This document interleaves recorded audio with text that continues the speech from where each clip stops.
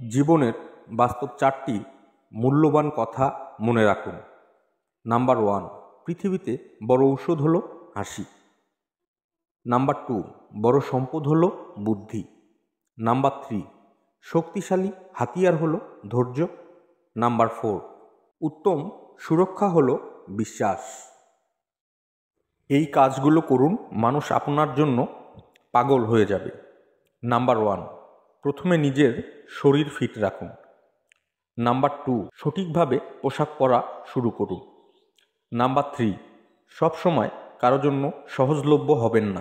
Number 4, কেউ ডাকলে তাকে অপেক্ষা করান, সাথে সাথে যাবেন না। নাম্বার 5, মাঝে মাঝে মানুষকে না বলতে শিখুন। নাম্বার 6, লোকেদের সামনে ফালতু কথা বলবেন না। নাম্বার 7, সর্বদা আপনার মুখে হাসি রাখুন। এই 5টি কথা আপনার জীবন থেকে একদম ঝেড়ে ফেলুন, অনেক সুখে থাকবেন। নাম্বার 1, মানুষ কি বলবে। নাম্বার 2, আমি পারি না। নাম্বার 3, আমার মেজাজে নেই। নাম্বার 4, আমার ভাগ্য খারাপ। নাম্বার 5, আমার সময় নেই। আপনার সাথে আমার পরিচয়ের প্রথম দিকে যে ব্যবহারটি আপনি আমার কাছে পান, সেটি হচ্ছে আমার শিক্ষা। কালক্রমে পরবর্তীতে যে ব্যবহারটি আপনি আমার কাছে পান, সেটি হচ্ছে আপনার অর্জন।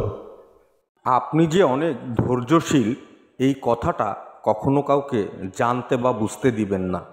কেননা কেউ যদি একবার বুঝে যায় যে আপনি অনেক ধৈর্যশীল, তাহলে সারা জীবন তার কাছে আপনাকে ধৈর্যের পরীক্ষা দিয়ে যেতে হবে। আইডিয়া হলো খরগোশের মতো, 2-3টি পুষতে শিখলেই শীঘ্রই দেখবেন 1 ডজনের বেশি হয়ে গেছে।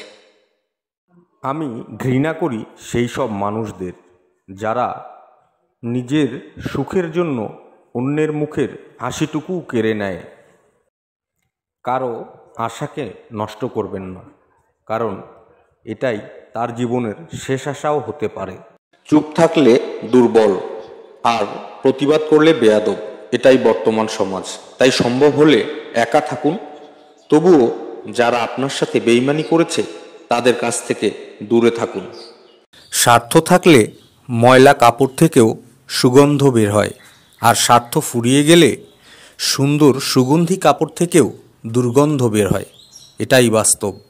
স্বার্থ থাকলে ময়লা কাপড় থেকেও সুগন্ধ বের হয়, আর স্বার্থ ফুরিয়ে গেলে সুন্দর সুগন্ধি কাপড় থেকেও দুর্গন্ধ বের হয়, এটাই বাস্তব। যে ব্যক্তি তোমাকে সত্যবাদী বলে বিশ্বাস করে, সেই ব্যক্তির সাথে মিথ্যা কথা বলাটা নিকৃষ্টতম বিশ্বাসঘাতকতা।